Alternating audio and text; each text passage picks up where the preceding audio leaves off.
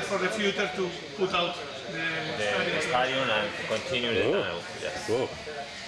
So this is the beginning or the end of the tunnel system. All this stuff here is cut and cover tunnel. You can see the complexity of it. This tunnel here is Calle, no, Avenue de Portugal. Avenida Portugal, yes. Portugal. This is interesting because it's two tunnels side by side, and they have. Okay, this is this one. Yeah, it's two levels, isn't it? And then you have underground for underground parking. And the parking above. A parking above. It's the road. It's still underground.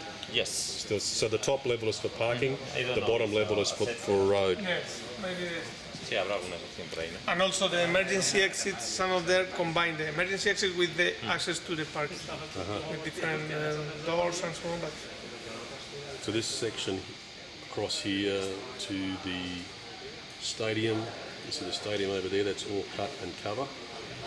And this area now has been reclaimed for parkland, where the road once was, has now been given back to the people, because before the road, you see it's actually both sides of the river, and before people couldn't get to the river because they had a highway on either side of the river.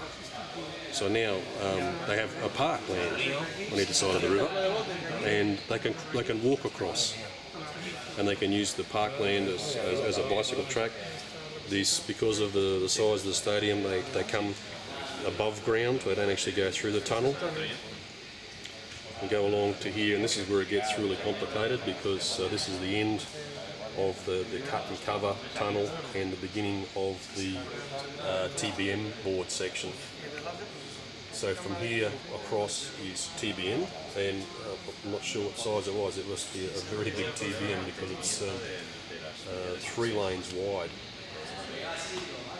You can see the complexity of this infrastructure here, and probably the model doesn't do it justice because of the fact that lanes go over top of the lanes and tubes across tubes. And this section here is protected with water mist, the Marionov water mist system.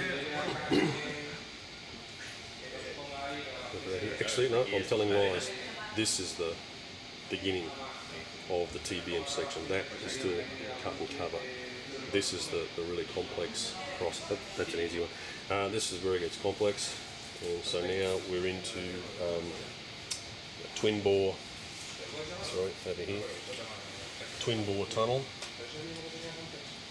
We have 3 ventilation stacks. There's one there. Coming around. Zoom out. Over to here. They have cross passages every 200 metres, so that you can cross from one tube to the other. And then every 3rd cross passage, so every 600 metres, they have a vehicular crossover as well. That allows them to clear out the tunnel and also, if necessary, to get appliances, fire appliances, into the tube if they want to. But with this geometry, they have it's a stacked tunnel. So they have the main road area, which is 3 lanes wide, and beneath that area is the emergency tunnel. So they have access. They just drive underneath wherever the incident is, and then they can come up above from below and initiate the firefighting actions. So that shows you. I know it's hard to get an idea of the scale, but this is a very good model to give you some idea of the magnitude of this entire project. There's different ventilation systems used in the different tunnel geometries. There is transverse ventilation in the TBM type tunnels.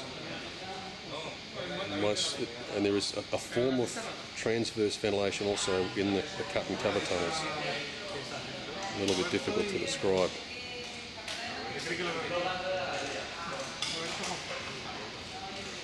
So it's about 12 kilometres from one end to the other. And this is the actual control room. It's public-private partnership between the local government of Madrid and another private company, which I'm not sure the name of. Let's go down.